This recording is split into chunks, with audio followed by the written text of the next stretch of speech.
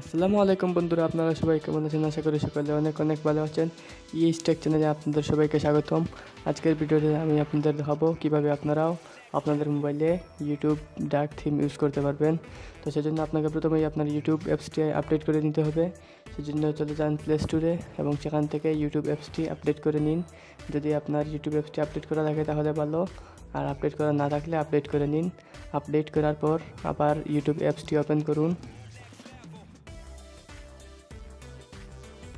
Open করার পর সেখান থেকে সেটিংয়ে যান। সেটিংয়ে গিয়ে জেনারেলে ক্লিক করুন। জেনারেলে ক্লিক করার পরে ডার্ক থিম অপশনটি অন করে দিন। দেখুন আমাদের ইউটিউবটি ডার্ক হয়ে গেছে, অর্থাৎ আমাদের ইউটিউবটি কালো ইউটিউব হয়ে গেছে। এখন আপনিও সবার মতো কালো ইউটিউব ব্যবহার করতে পারবেন।